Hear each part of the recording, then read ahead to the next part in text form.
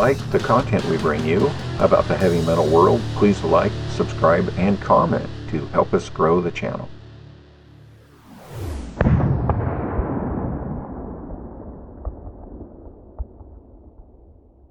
This is Matt with Metal Express Radio. I have with me Ian Hill from the legendary Judas Priest. How are you today, man?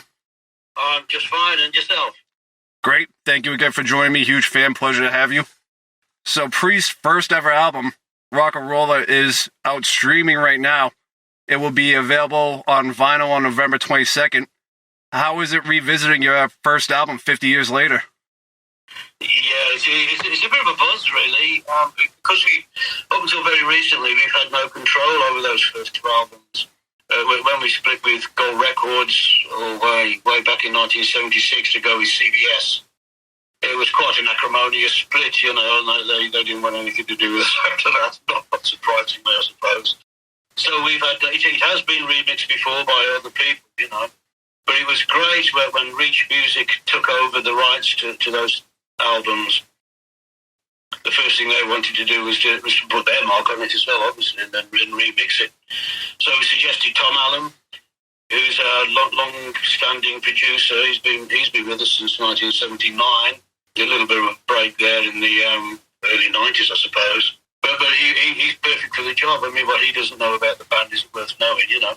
And he set about it. And I have to say, it's all Tom's work, but the vast majority of it is Tom's work. Because we've been on tour, all this has been going on, and he's been doing it on his own. So yeah, he's a perfect man for the job, and it was great to get control over it again and give it to someone who could give it the production that it should have had to start with. And do you feel this gives a lot of newer fans to the band a chance to check out the start of Judas Priest? Yeah, absolutely. There's some great songs on there, there really was. But it was done on a shoestring budget, you know. It was put together in about 3 weeks, right back in 1974. So it was always going to have its faults. But having said that, it was still a proud moment. I mean, I remember seeing it on the shelf in my local record store amongst all of your idols, you know, the Cream and the Hendrix and the Beatles and the Stones and, you know, all of those, and it's there, it's on a shelf, and you think to yourself, it doesn't matter what happens now, we've made it, you know, you can never take that away from us. So it was a proud moment for all of that. But after all these years to let Tom Allen loose on it, it's been a pleasure, you know, it's been a real bonus. And thinking back to putting that album out, did you have in mind maybe how much that the band would stand out compared to what else was going on at that time?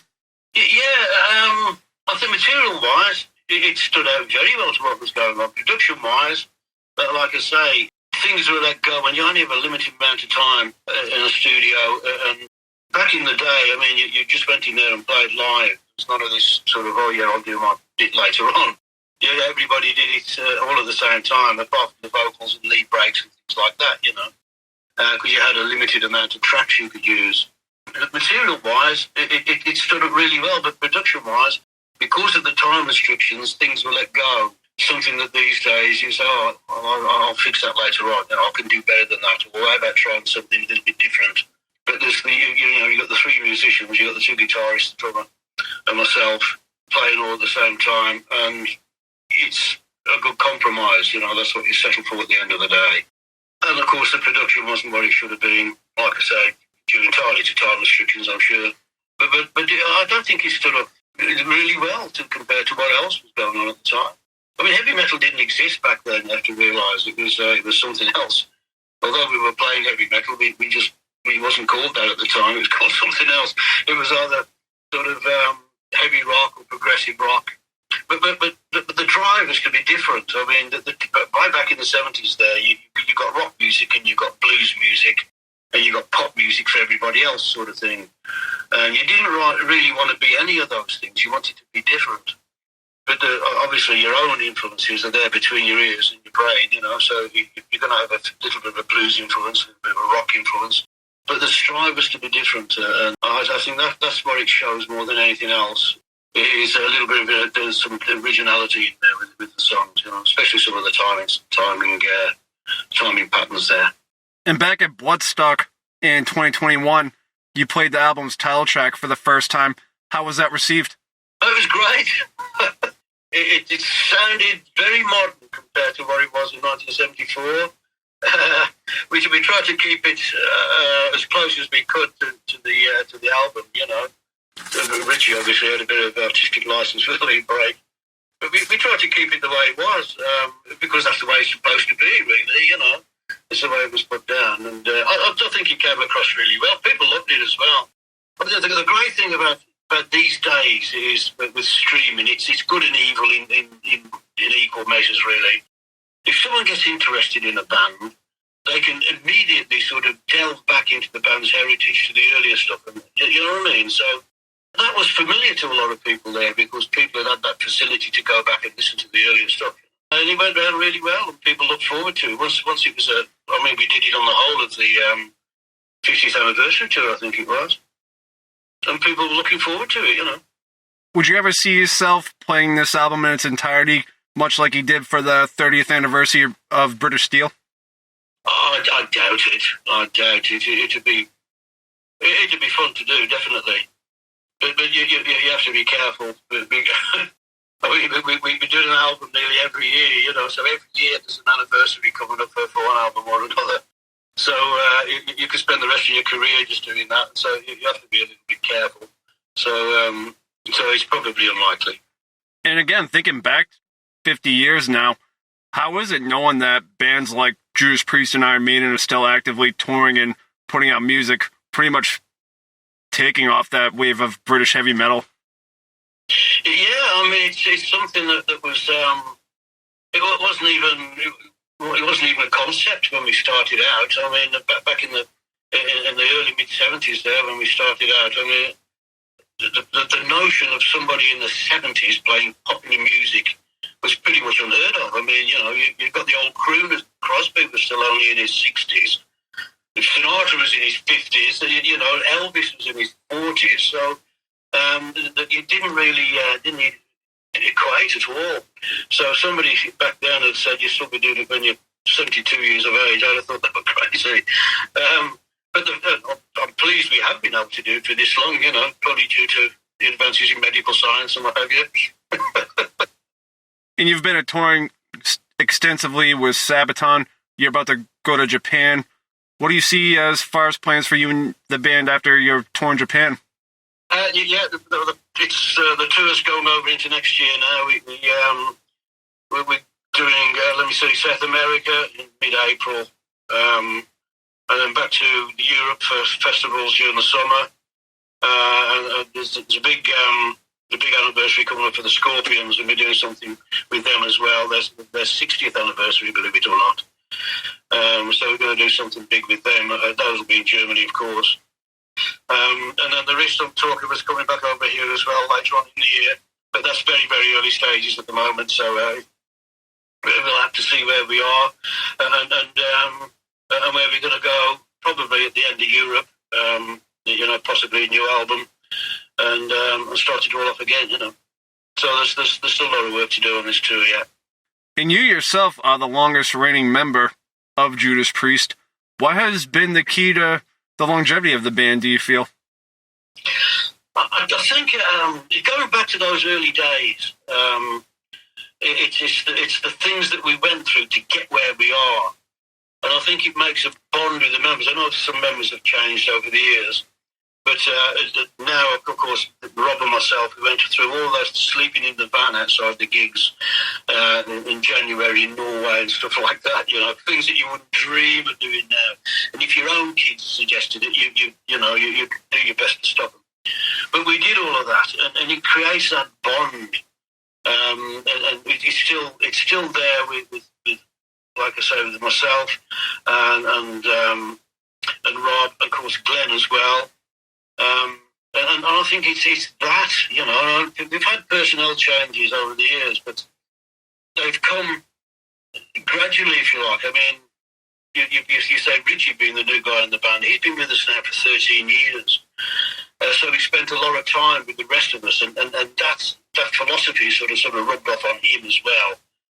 I mean, Andy's been with us now since 2018, so he's getting it as well. And of course, Scott's been with us now since 89, and so that, you know, the band's roots and that core, I don't know, feelings. It's love, really. It's love for one another.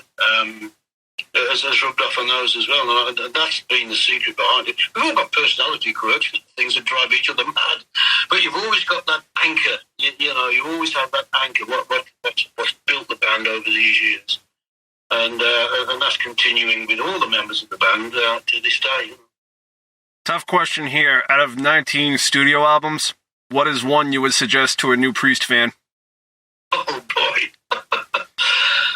Well, the new one, of course. Everybody says the new album is always, it's always your favourite. Invisible Shield is awesome.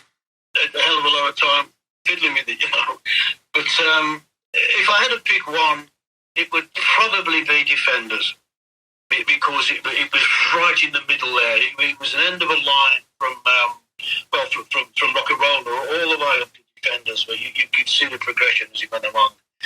After Defenders, of course, Turbo came along, which was quite an experimental album with the guitar synths and what have you.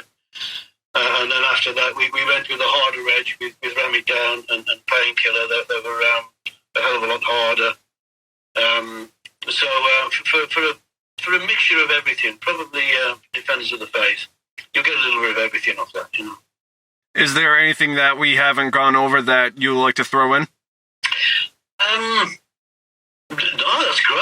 Except, like I say, with Rocka Rolla in particular, the finished product now is a tremendous album.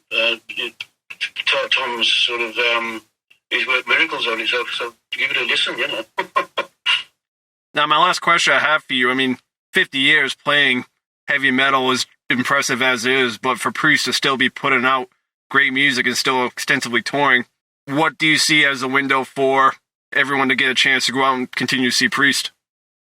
What do you mean? How long are we going to give up? There's no plans to retire just yet. we know mugs, we're no spring chickens anymore, Rob and myself. So it's going to be soon, but not now. But it's this music that keeps us young.